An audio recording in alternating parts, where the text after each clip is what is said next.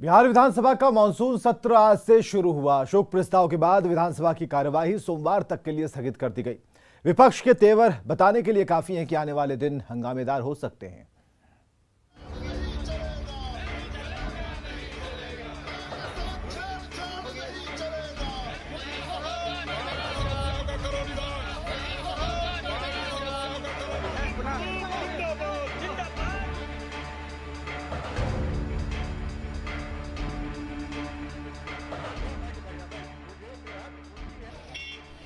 हाथ में तख्ती और जुबान पर नारा।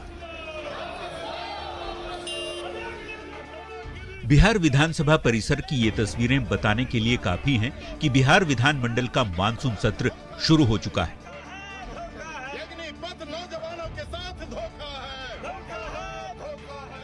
AIA-IM और लेफ्ट के नेताओं ने अग्निपथ योजना सहित कई मुद्दों पर अपना विरोध जताया।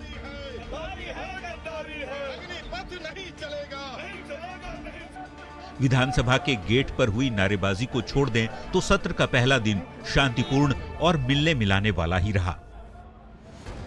इसी क्रम में विधानसभा के गेट पर जेडीयू विधायकों ने मुख्यमंत्री नीतीश कुमार का फूल देकर स्वागत किया। वहीं सदन की कार्यवाही शुरू होने से पहले विधानसभा अध्यक्ष के कक्ष में भी मिलने मिलाने का सिलसिला चलता रहा। मुख्यमंत्री नीतीश कुमार के साथ तमाम मंत्रियों ने विधानसभा अध्यक्ष को गुलदस्ता भेंट किया। तो वहीं नेता प्रतिपक्ष तेजस्वी यादव ने भी विधानसभा अध्यक्ष के कक्ष में जाकर उनसे मुलाकात की। स्पीकर ने कहा कि सत्र छोटा है लेकिन अहम है। छोटा सदन है लेकिन महत्वपूर्ण सदन है। ऐतिहासिक सदन होगा और पूर्व की भांति माननीय विधायकों का संवेदनशीलता, सरकार की सजगता के साथ सदन अपने जिम्मेवारी को बखूबी निभाएगा। शोक प्रस्ताव के बाद दोनों सदनों की कार्यवाही सोमवार तक के लिए स्थगित कर दी गई। जबकि 27 और 28 जून को राजकीय विधेयक और अन्य राजकीय कार्य लिए जाएंगे। 29 जून को प्रथम अनुपूरक व्यय पर वाद विवाद, मतदान और विनियोग विधेयक लाए जाएंगे। साथ ही 30 जून को गैर सरकारी सदस्यों के संकल्प भी लिए जाएंगे। सत्र के पहले दिन आरजेडी ने अग्निपथ योजना के खिलाफ प्रस्ताव लाने की बात कहकर अपनी मंशा जाहिर कर दी है।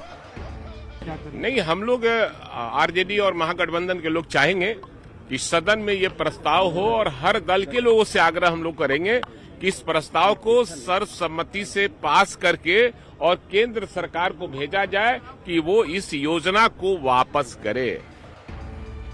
मानसून सत्र का पहला दिन तो शांतिपूर्ण गुजर गया, लेकिन विपक्ष के तेवर और सत्ता पक्ष की तैयारी बताने के लिए काफी है कि ये शांति शायद सोमवार को न दिखे।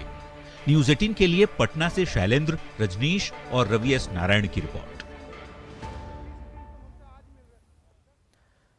सोशल मीडिया पर बीजेपी के प्रदेश अध्यक्ष संजय जायसवाल और जेडीयू के संसदीय दल के अध्यक्ष उपेंद्र कुशवाहा के बीच जंग छिड़ी है। दोनों एक दूसरे के ऊपर व्यक्तिगत हमला भी करने लगे हैं। हालांकि बिहार के दोनों मुख्यमंत्री तारकिशोर प्रसाद और रेणु देवी का कहना है कि ये उन दोनों का व्यक्तिगत मसला हो सकता है। एनडीए में कोई दिक्कत नहीं है और सरकार अच्छे से चल रही है। इस तरह के बयानबाजियों से बचना एनडीए के सेहत के लिए अच्छी बात है, लेकिन एनडीए के सेहत पर कोई एक पैसा भी फर्क पड़ने वाला नहीं। क्या सर ये बात पर्सनल है कि ठीक है, ये पार्टी के अंदर की बात नहीं है। मन में जो बात है वो पर्सनल बात होती है और पर्सनल बात पर कोई हमारे यहाँ कोई अंतर नहीं है। उपेंद्र भाई जी को जो मन होता है वो बोलते, संजय भैया को जो मन होता है वो बोलते, इसलिए उसमें कहीं भी कोई नहीं है। उन लोग का व्यक्तिगत है, पार्टी से कुछ नहीं है। दोनों दल साथ में है, सरकार साथ में है, सरकार चलेगी। देश एक बार फिर इतिहास रचने जा रहा है। राष्ट्रपति पद के लिए पहली आदिवासी महिला उम्मीदवार द्रौपदी मुर्मू ने अपना नामांकन दाखिल कर दिया है। नामांकन के दौरान जो तस्वीरें सामने आई उसके बाद यह तय माना जा रहा है कि देश की अगली राष्ट्रपति द्रौपदी मुर्मू हो सकती हैं, क्योंकि बीजेपी और पूरा एनडीए मुर्मू की जीत को लेकर पूरी तरह से आश्वस्त दिख रहा है।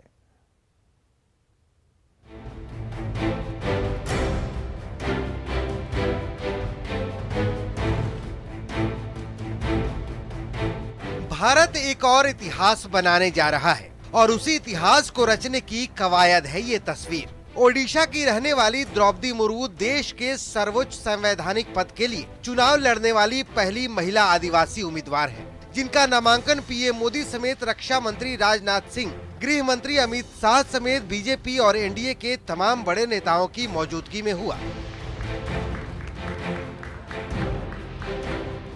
पीएम मोदी खुद द्रौपदी मुर्मू के प्रस्तावक बने और राजनाथ सिंह अनुमोदक। नामांकन के दौरान पूरा एनडीए एकजुट नजर आया। बड़े नेताओं की मौजूदगी नामांकन को भव्य बना रही थी, लेकिन बिहार के लिहाज से सबसे खास बात थी नामांकन में बैठे नेताओं की पहली पंक्ति। तस्वीरों में आप देख सकते हैं कि पहली पंक्ति में कुल 6 लोग बैठे हैं। द्रौपदी मुर्मू के दाहिने पीएम मोदी बैठे हुए हैं और बाएं रक्षा मंत्री राजनाथ सिंह है। पीएम के ठीक बगल में जेपी नड्डा बैठे हुए हैं और जेपी नड्डा के बगल में जेडीयू के राष्ट्रीय अध्यक्ष ललन सिंह बैठे हुए हैं। ललन सिंह को पहली पंक्ति में बैठने के लिए खुद पीएम मोदी ने आमंत्रित किया। जेडीयू की ओर से बतौर सांसद ललन सिंह प्रस्तावक भी बने। हालांकि ललन सिंह समेत जेडीयू के 8 सांसद भी प्रस्तावक बने। नामांकन के बाद ललन सिंह बेहद खुश नजर आए और उन्होंने द्रौपदी मुर्मू की जीत सुनिश्चित का दावा करते हुए जेडीयू को एनडीए का मजबूत साथी बताया। जीत का गणित कहाँ, गणित बताता है ना, जीत और हार तो गणित पर तय होता है ना, और गणित बता रहा है कि 54-55% वोट हम लोगों के पास है, तो गणित के बाद फिर कहाँ बचता है कि कोई जीत और हार की कोई बात हो।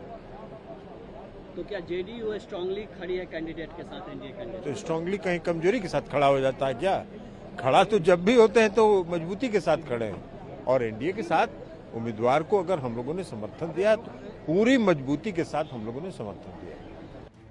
राष्ट्रपति चुनाव में एनडीए की उम्मीदवार द्रौपदी मुर्मू की जीत लगभग तय मानी जा रही है। नवीन पटनायक और जगन मोहन रेड्डी के समर्थन के बाद एनडीए बहुमत के आंकड़े से काफी आगे दिख रहा है, जबकि विपक्ष जादुई आंकड़े से काफी पीछे नजर आ रहा है, जिसका सीधा मतलब है कि द्रौपदी मुर्मू ही भारत की अगली राष्ट्रपति हो सकती हैं। दिल्ली से अमितेश कुमार के साथ ब्यूरो रिपोर्ट, न्यूज़ 18 नेटवर्क।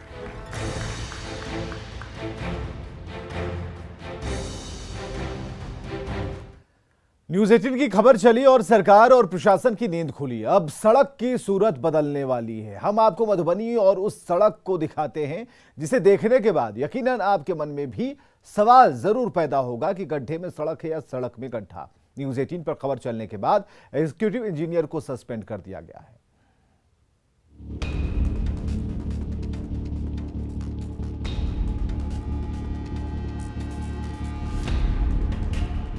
सड़क में गड्ढा है या गड्ढे में सड़क, ये फैसला आप ही कीजिए।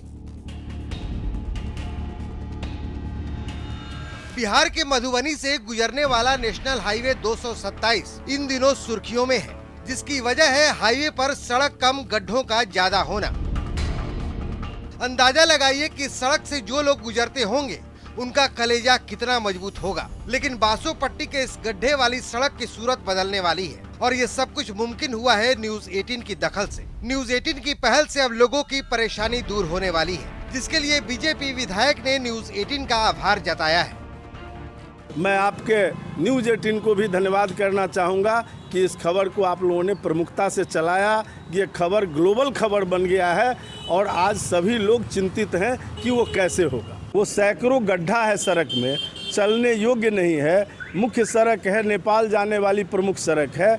इसलिए जिलाधिकारी से और कल मैं माननीय मंत्री जी से भी इस पर बात किया और हुआ कि नहीं, इमरजेंसी वर्क तब तक मोटरेबल करने का उसमें प्रारंभ कर दिया जाएगा। करीब 10 सालों से सड़क की समस्या झेल रहे बासोपट्टी के लोगों की मुश्किलें अब दूर होने की उम्मीद बंधी है। बिहार सरकार के पथ निर्माण मंत्री ने जहां बुधवार को ही न्यूज़ 18 से बातचीत में जल्द से जल्द इस सड़क को दुरुस्त करने का भरोसा दिया था, वहीं गुरुवार को मधुबनी में हुई दिशा की बैठक में भी NH 227 की बदहाली को जल्द से जल्द दूर करने पर चर्चा हुई। न्यूज़ 18 के लिए मधुबनी से अमित रंजन की रिपोर्ट।